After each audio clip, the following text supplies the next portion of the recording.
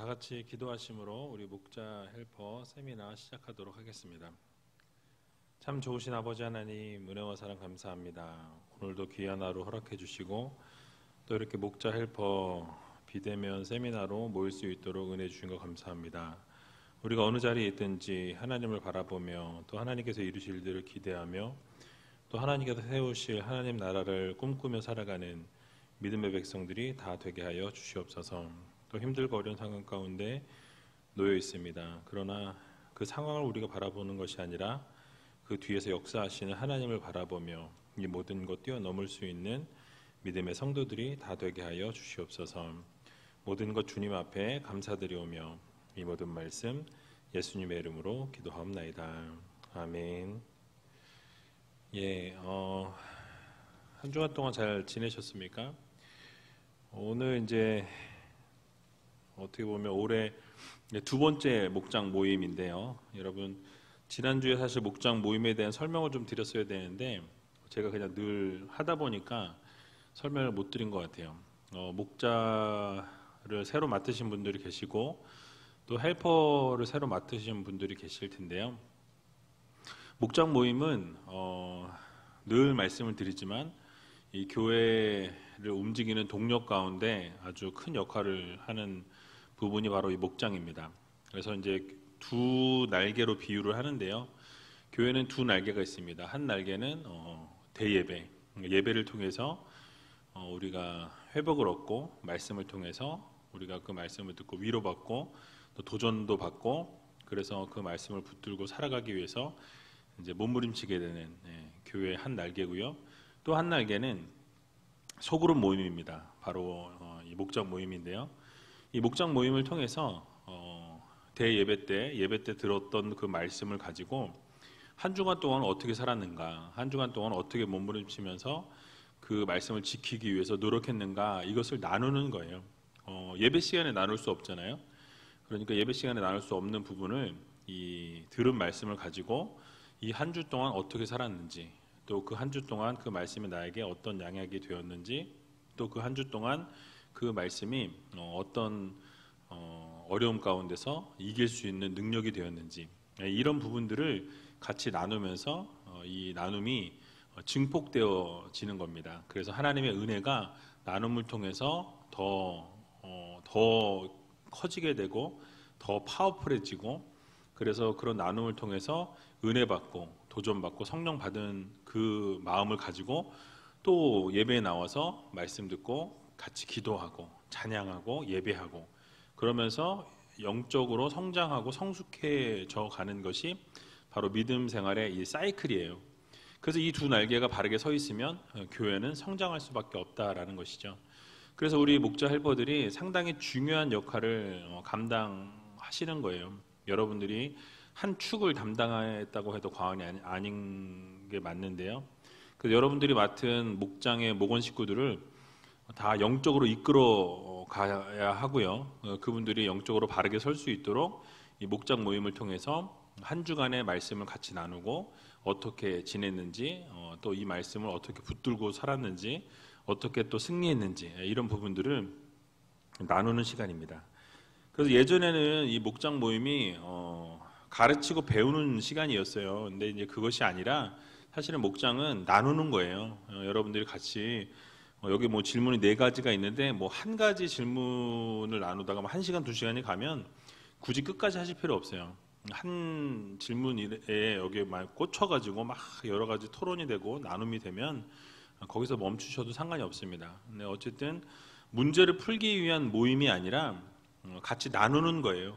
그래서 여러분들이 그 목장 모임을 통해서 나눔이 점점 이렇게 눈덩이처럼 불어나고 그것을 통해서 서로 도전을 받고 믿음이 성장하고 성숙되어지는 그런 시간이 바로 이 목장 모임입니다. 그래서 목장 모임 속에서 나눔을 늘 하셔야 되고요. 목자나 헬퍼가 말을 많이 하면 안 돼요. 이 나눔을 이끌어가는 분이지 말을 많이 하게 되면 나눔을 못 하니까요.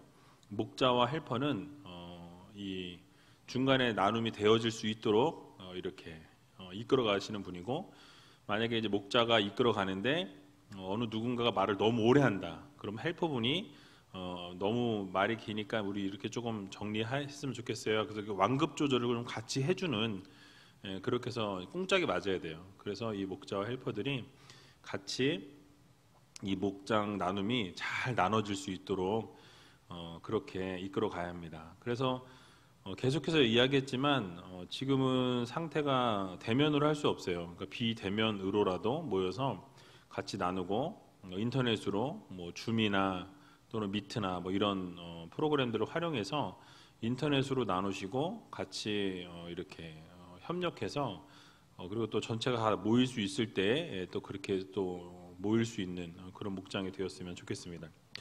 자, 그리고 이제 목장 모임을 할 때 처음에는 항상 이 오픈 질문을 하셔야 돼요. 뭐 잘 지내셨어요? 네. 뭐 좋은 일 있었나요? 뭐 안 좋은 일 있었나요? 아니요. 네. 이런 질문을 하시면 닫힌 질문이라 그래요. 그것이 아니라 어떻게 지내셨어요? 이제 이렇게 그러면 뭐 나는 네, 아니요로 대답할 수가 없잖아요. 그러니까 그것에 대한 오픈 질문을 하시고 그 질문에 대한 답을 나눌 수 있도록. 그래서 예를 들면 한 주간 동안 어떻게 지내셨어요? 뭐 라든지 지난주 말씀을 듣고 깨달은 바가 무엇인지 뭐 이런 부분들 같이 나누고 싶은 거 있으신가요? 뭐 이렇게 그래서 도입 부분에 오픈할 수 있는 그래서 나눌 수 있는 그 모임을 우리 목자 헬퍼들이 꼭 만들어 가셨으면 좋겠습니다. 그래서 늘 되게 자주 말씀을 드렸는데도 불구하고 아직도 여전히 가르치고 여전히 뭐 답을 뭐 이야기하고 답은 어차피 다 여기 줄 거져 있고 1, 2, 3, 4 다 나눠져 있잖아요. 그러니까 그 답이 중요한 게 아니라 함께 나누는 것, 그 말씀을 같이 나누고 듣고 같이 은혜가 증폭되어지는 그런 목장이 되었으면 좋겠습니다. 자, 그러면 첫 번째 질문을 보시면요. 다니엘이 해석한 꿈의 내용에서 각 제국의 운명을 보며 우리는 어떻게 반응해야 합니까? 라고 묻고 있습니다. 그러니까 하나님이 세우실 나라에 대해서 말씀드렸는데요. 이 다니엘이 이 느부갓네살 왕의 꿈을 듣고 그 꿈에 대한 이제 해석을 시작을 하게 되죠. 그래서 39절을 보게 되면 왕의 후에 왕만 못한 다른 나라가 일어날 것이요 셋째로 또 놋 같은 나라가 일어나서 온 세계를 다스릴 것이며 라고 말씀하죠. 그러니까 느부갓네살 왕 이후에 왕들이 일어나는데 왕만 못한 나라가 일어나게 될 것이다 라는 것이 다니엘의 해석이었습니다. 이 해석을 보게 되면 바벨론 제국을 이어서 바로 이제 페르시아가 일어나게 되는데요. 이것이 나타내는 의미는 사실은 이 페르시아는 이 바벨론 제국보다 훨씬 더 거대한 나라였어요. 더 넓은 영토를 가지고 있었기 때문에 어떤 권력이나 힘의 측면에서 더 못한 나라다라는 그런 의미가 아니라는 것이죠. 칼빈이 해석한 부분은 어떻게 해석을 했냐면 영적이나 도덕적으로 더 악화되어지는 측면이 있다라고 이렇게 해석을 했습니다. 그러니까 사악함과 영적인 어두움이 더 많아지게 된다라는 것이죠. 인류의 종말이 올 때에는 그 정도가 더 극에 달할 것임을 반영한 표현이다라는 사실이죠. 또 통합의 의미로 생각해 보면은 이 바벨론 이후에 어떤 페르시아 제국이나 헬라 제국이나 로마 제국은 이 통합하는 어떤 그런 측면에 있어서 볼 때 중앙 정부의 어떤 권위나 내적인 통합이나 세밀한 조직적인 어떤 그런 면에서 바벨론보다는 못하다라는 것을 말하고 있어요. 그래서 이런 부분들이 실제로 그러했다고 합니다. 그래서 바벨론에 미치지 못하는 것으로 평가를 하고 있고요. 어쨌든 이러한 나라들이 쭉 연결해서 그 이후에 세 번째 나라가 놋과 같은 나라가 일어나게 될 것이라고 이야기하죠. 이 놋과 같은 나라는 헬라 제국을 의미합니다. 그래서 BC 332년에 이 페르시아 제국을 정복한 헬라 제국이 185년이라는 시간 동안에 이 나라를 다스리게 되죠. 그러나 이제 결국 이 헬라 제국도 로마에 의해서 망하게 되는 것을 보게 됩니다. 그래서 로마 제국도 본문 40절 보니까 넷째 나라는 강하기가 철 같으리니 철은 모든 물건을 부서뜨리고 이기는 것이라 철이 모든 것을 부수는 것 같이 그 나라가 문 나라를 부서뜨리고 빠을 것이며 라고 말씀하죠. BC 146년 카르타고 해전에서 헬라 제국이 이제 로마에게 패하면서 이 로마 제국이 패권을 가져가게 됩니다. 그래서 이 로마 제국은요, 결국 AD 395년까지 540년이라는 긴 시간 동안 로마 제국이 되고요, 통치하게 됩니다. 그래서 500년이 넘게 지중해와 유럽의 패권을 장악하게 되고요. 근데 그 이후에 또 이 로마도 서로마와 동로마로 나뉘어지게 되는 것을 보게 되죠. 그래서 이런 모든 것들이 역사를 통해서 보게 되면 이 어마어마한 강대국이 일어났다가 또 다른 강대국이 또 일어나게 되고 또 그 강대국이 망하게 되면 그 다음 강대국이 또 일어나서 통합하고 이런 일들이 반복되는 것을 우리가 보게 됩니다. 이런 것을 쭉 살펴보면서 깨닫게 되는 것은 결국 하나님의 놀라우신 능력을 우리가 깨달을 수밖에 없다라는 것이죠. 왜냐하면 이 먼 미래에 있을 모든 것들도 이 느부갓네살 왕의 꿈을 통해서 하나님이 보여주셨고 그걸 또 하나님이 해석하게 하셨고 알게 하시는 것을 우리는 보게 됩니다. 그러니까 먼 미래에 있을 모든 말씀을 설명하시고 예언하셨고 그 예언이 실제적으로 이루어졌다라는 것이죠. 결국 하나님께서 이 모든 것을 아신다라는 거예요. 그냥 표면적으로 아시는 것뿐만 아니라 전체적인 역사를 아시고 과거와 현재와 미래의 모든 것들을 아시는 전능하신 하나님이시다라는 것을 우리들에게 말씀해 주고 있는 것입니다. 그래서 여러분 이 요한 1서 3장 20절을 보면 우리 마음이 혹 우리를 책망할 일이 있거든 하물며 우리 마음보다 크시고 모든 것을 아시는 하나님일까 보냐라고 말씀하죠. 또 열왕기상 8장 29절에서도 보면 주는 계시거든 하물며 주는 계신 곳 하늘에서 들으시고 사유하시며 각 사람의 마음을 아시오니 그 모든 행위대로 행하사 갚으시옵소서 주만 홀로 인생의 마음을 다 아심이니이다라고 말씀하죠. 결국 모든 것을 아시는 하나님이시다라는 것을 고백하고 있는 것을 보게 됩니다. 그래서 하나님은 모든 것을 아세요. 과거, 현재, 미래, 앞으로 되어질 모든 일들, 여러분들의 인생, 여러분들의 삶, 여러분들의 미래, 여러분들에게 있어야 할 모든 것들을 하나님은 다 아신다라는 것이죠. 그래서 모든 것이 하나님의 뜻 가운데 있게 됩니다. 그렇기 때문에 그런 하나님이시기 때문에 우리는 그 하나님을 잘 섬기고 잘 따르고 하나님을 높여드리고 하나님 앞에 영광을 올려드리는 삶, 또 하나님을 기쁘시게 하는 삶을 살아가야 한다라는 말씀이에요. 하나님을 전적으로 의지할 때 결국 우리는 믿음이 성장하게 되고요, 성숙하게 되는 것입니다. 또 코로나19를 우리가 바라보면서 이 코로나 사태를 바라볼 때 이 모든 것도 하나님의 뜻 가운데 있다라는 것을 깨닫게 될 것입니다. 당장은 왜 이런 어려움을 주셨을까, 아픔을 주셨을까라는 생각을 하게 되지만 사실 그 뒤에서 역사하시는 하나님, 결국 이것을 통해서 하나님의 하나님 되심이 나타나고 드러나게 되는 놀라운 역사를 이루실 것을 여러분 모두 믿으시고 우리가 정말로 하나님만 의지하며 하나님을 더욱더 섬기며 하나님을 바라볼 수 있는 저와 여러분들이 다 되시길 주님의 이름으로 간절히 축원드립니다. 자, 두 번째 질문 보시면 세상의 나라들은 하나가 될 수 없지만 믿는 성도들의 모습은 어떠합니까? 라고 묻고 있습니다. 로마 제국이 몰락한 이후에 나타나게 될 이 세계적인 현상에 대해서 이제 그 이후에 이야기하는데요. 본문 41절에서 43절에 나와 있습니다.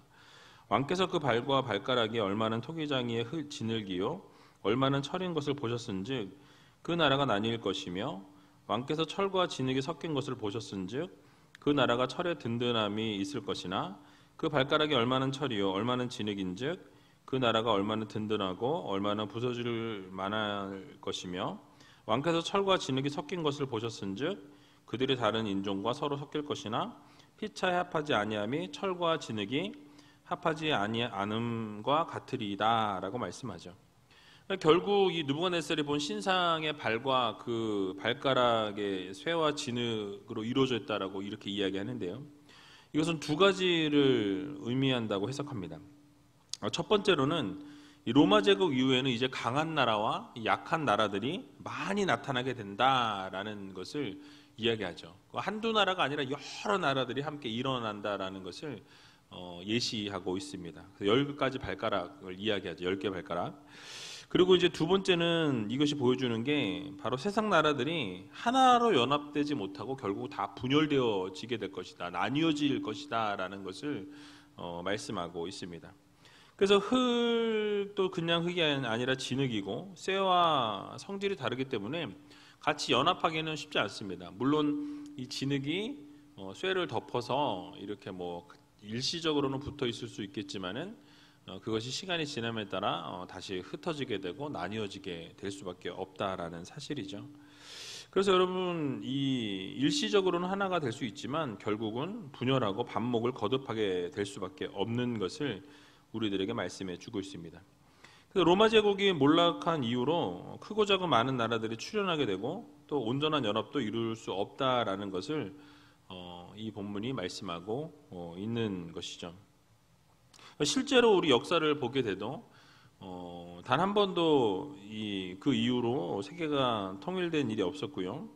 물론 새와 같이 강한 나라들이 진흙과 같이 약한 나라들을 쳐서 멸하고 통합한 일이 많지만 이 단일 국가로 통일된 예가 없다라는 것이에요. 그러니까 비교적 큰 나라를 이루었던 나라들 역시 분열하고 반목한 역사를 지속적으로 반복하는 것을 우리는 보게 됩니다. 근데 여러분 우리가 이것을 생각할 때 정말로 그러면 이 전 세계가 하나로 통합되어지는 그 일이 불가능할까라는 질문을 할 수 있죠. 근데 여러분 그렇지 않습니다. 가능하다라는 거예요. 세상이 하나로 통일되어지고 연합하게 될 거라는 거예요. 누구 안에서? 예수 그리스도 안에서. 예수 그리스도의 복음 안에서 이것이 가능하다라는 것이죠. 바로 예수 그리스도께서 재림하셔서 이 땅 가운데 오시게 되면 이전의 나라를 다 멸하시고 새로운 나라, 하나님 나라를 창조하시게 됩니다. 그리고 새 하늘과 새 땅을 창조하신다라고 성경에 나와 있죠. 그래서 예수님께서 재림하실 그때에 우리가 다시 한번 모두가 일어나게 되고 하나님의 귀한 백성, 복음을 받아들인 모두가 함께 예수 그리스도와 함께 이 영광을 누리면서 하늘 나라를 만끽하게 되는 그날이 오게 될 것이라고 성경은 말씀합니다.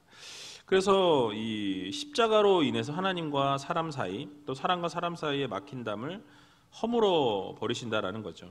그래서 일치되게 하신다, 복음으로 통합하신다라는 사실이에요.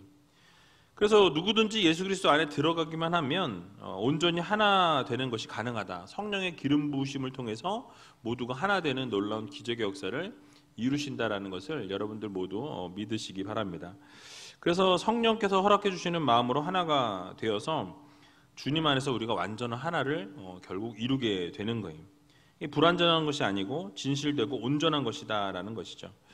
그래서 주님 안에서는 우리가 분열과 반목이 있을 수 없다라는 것을 여러분 기억하시기 바랍니다. 왜냐하면 예수 그리스도의 십자가로 연합되어지고 하나 되어지고 정말 하나님 안에서 아름다운 것을 이루어 나아가기 때문에 그렇습니다. 그래서 에베소서 2장 13절에서 14절을 보게 되면 이제는 전에 멀리 있던 너희가 그리스도 예수 안에서 그리스도의 피로 가까워졌느니라. 그는 우리의 화평이신지라 둘로 하나를 만드사 중간에 막힌 담을 허시고 라고 말씀하죠. 또 골로새서 1장 20절에도 보면 그의 십자가의 피로 화평을 이루사 만물 곧 땅에 있는 것이나 하늘에 있는 것들을 그로 말미암아 자기와 화목케 되기를 기뻐하심이라 라고 말씀하십니다. 그러니까 주님께서 이 땅 가운데 오실 때 화평을 이루기 위해서 또 평화를 이루기 위해서 하나 되기 위해서 이 땅 가운데 오셨다라고 말씀합니다. 죄된 우리와 하나님을 연결하는 그래서 단절되었던 하나님과의 관계가 회복되어질 수 있는 유일한 통로는 예수 그리스도의 보혈의 능력, 예수 그리스도의 피의 능력이라는 것을 우리가 기억해야 할 것입니다. 그래서 주님 안에서 완전한 화합과 일치가 이루어진다라는 것을 기억하면서 주님은 하나 되게 하시고 연합하게 하시고 통일하게 하시고 또 평안과 평강을 부어주신다는 것을 여러분 기억하시면서 날마다 주님 안에서 연합하고 하나를 이룰 수 있는 저와 여러분들이 다 되시길 주님의 이름으로 간절히 축원드립니다. 자, 세 번째 질문 보시면요. 하나님이 세우신 나라의 모습은 어떠하다고 말씀하고 있습니까? 하나님 나라가 어떤 모습으로 드러나게 될 것인가에 대한 질문인데요. 44절을 보게 되면요, 이 열왕의 때에 하늘의 하나님이 한 나라를 세우시리니 이것은 영원히 망하지도 아니할 것이요 그 국권이 다른 백성에게 돌아가지도 아니할 것이요 도리어 이 모든 나라를 쳐서 멸하고 영원히 설 것이라 라고 말씀하죠. 그래서 이 나라는 바로 예수 그리스도를 통한 하나님의 나라라고 말씀을 드렸습니다. 그래서 이 하나님 나라는 영원히 망하지 아니할 것이다 라고 말씀하죠. 그러니까 여태껏 소개해드렸던 여러 가지 제국, 큰 나라들도, 강력한 강대국들도 어떻게 됐습니까? 다 세워졌다 결국 망하게 되는 것을 보게 되죠. 그런데 하나님 나라, 예수 그리스도께 세우신 나라는 영원한 나라요, 절대로 망하지 않는 나라라고 말씀합니다. 하나님께서 세우신 나라이기 때문에 그렇고요, 또 그 국권이 다른 백성에게로 돌아가지 아니할 것이라고 말씀합니다. 그러니까 영원한 나라이기 때문에 그 권력이, 국권이 세워지고 다른 나라에게 빼앗길 일이 절대로 있을 수 없다라는 것이 바로 하나님께서 우리들에게 말씀해 주신 것입니다. 그러니까 외부의 세력에 의해서 망하지 않는다는 것을 말씀하죠. 이 세상 나라는 흥망성쇠를 거듭하고 지속적으로 강한 나라에 더 이양이 되어져 가고 탈취당하기도 하고 빼앗기기도 하고 뺏기기도 하는 이 양육 강식의 원리에 의해서 움직여지지만, 하나님 나라는 누구도 손댈 자가 없고 그 누구도 빼앗을 자가 없다라는 것. 하나님께서 세우시는 그 나라, 예수 그리스도의 재림을 통해 세우실 그 하나님의 나라는 강력한 나라이고 아무에게도 빼앗기지 않는 나라임을, 망하지 않는 나라임을 기억하셔서 영원한 그 천국을 우리가 소망하고 살아갈 수 있는 저와 여러분들이 다 되시기 바랍니다. 마지막 네 번째 질문 보시면요, 세상의 제국과 하나님이 세우신 나라를 보며 우리는 어디에 소망을 두고 살아야 합니까? 라고 묻고 있습니다. 당연히 하나님 나라를 소망해야 되겠죠. 그러니까 우리가 이 모든 나라를 쳐서 멸하고 영원히 설 것이라 라고 말씀하죠. 그러니까 하나님께서 세우신 나라는 모든 나라를 다 쳐서 멸망시키는 엄청난 파워가 있는 나라다라는 것이죠. 막강한 나라가 될 것이고, 또 한 나라에 대항해서 설 수 있는 나라, 이 하나님 나라에 대항할 수 있는 나라는 하나도 없다라는 것을 우리들에게 교훈해 주고 있는 것입니다. 그러니까 이 세상에 우리가 권력이나 명예나 어떤 부귀와 영화를 보게 되면 영원할 것 같지만 그렇지 않은 것을 보게 됩니다. 망하게 되는 것을 보게 되죠. 그래서 이 세상 나라는 한시적이고 부분적이지만은 이 하나님 나라는 영원하고 끝이 없다라는 것을 우리가 기억해야 합니다. 생명과 주권이 모두 하나님께 달려 있다라는 것을 기억하시면서 우리가 어디에 소망을 두어야 되겠습니까? 이 땅에 소망을 두고 살아가는 우리가 아니라 저 천국에 소망을 두고 저 하나님 나라에 마음을 두고 우리의 뜻을 두고 우리의 생각을 두고 우리의 모든 것을 저 하늘나라 하나님 나라에 소망을 두고 살아가야 한다라는 것입니다. 그래서 여러분, 이 세상 나라는요, 흙에 불과하고 부스러지기 쉽고 하나님께서 한번 훅 이렇게 불어버리시면 날아갈 수밖에 없는, 한꺼번에 다 무너져 내릴 수밖에 없는 연약한 세상이라는 것입니다. 겉으로는 화려해 보이고 강해 보이고 어마어마한 권력을 가지고 있는 것처럼 보이지만 하나님의 나라에 비하면 아무것도 아님을 우리가 기억해야 합니다. 그래서 여러분, 전능하신 하나님이 한번 치시면 한순간에 다 무너져 내릴 수밖에 없다는 거예요. 여러분들이 아무리 대단한 것을 모으는 것 같고 대단한 것을 쌓는 것 같고 대단한 것을 막 이렇게 해오는 것 같지만 하나님이 만약에 그걸 한 방에 무너뜨려 버리시면 우리는 힘이 없어요. 그것을 견뎌낼 힘도 없고 이겨낼 힘도 없고 우리가 그것을 버틸 수 없다라는 것을 반드시 기억하시기 바랍니다. 그래서 우리가 추구해야 될 나라, 우리가 소망해야 될 나라는 바로 하나님 나라라는 것을 여러분 기억하시기 바랍니다. 그래서 마태복음 6장 33절에 보게 되면 너희는 먼저 그의 나라와 그의 의를 구하라 그리하면 이 모든 것을 너희에게 더하시리라 라고 말씀하죠. 그래서 바로 우리가 구해야 될 것은 하나님 나라예요. 하나님의 의를 먼저 구하라고 말씀하십니다.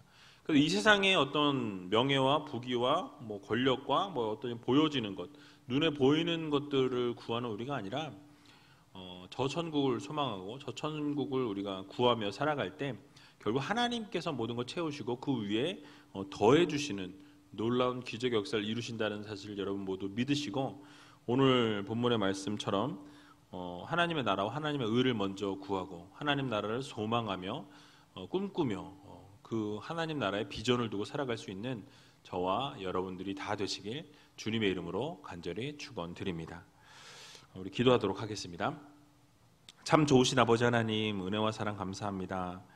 오늘도 귀한 하루 허락해 주시고 또 이렇게 목자 헬퍼 세미나로 모일 수 있도록 은혜 주신 거 감사합니다.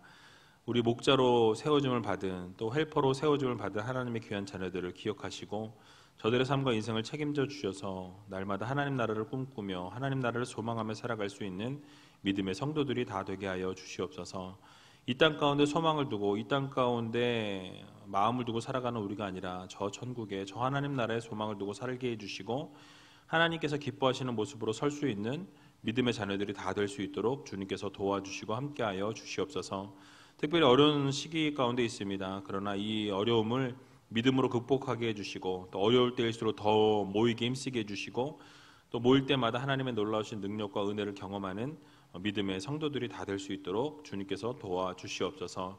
주님만 바라며 주님만 구하며 주님만 의지하며 살아갈 수 있는 믿음의 성도들을 되게 해주시고 다시 모일 때까지 우리가 정말로 믿음 잃지 아니하도록 우리 믿음을 정말 최선을 다해서 열정과 사랑과 놀라우신 은혜와 능력을 바라보며 하나님 앞에 온전한 삶을 올려드리는 저희들이 다 될 수 있도록 도와주시옵소서. 모든 것 주님 앞에 감사드리오며 이 모든 말씀 예수님의 이름으로 기도하옵나이다. 아멘.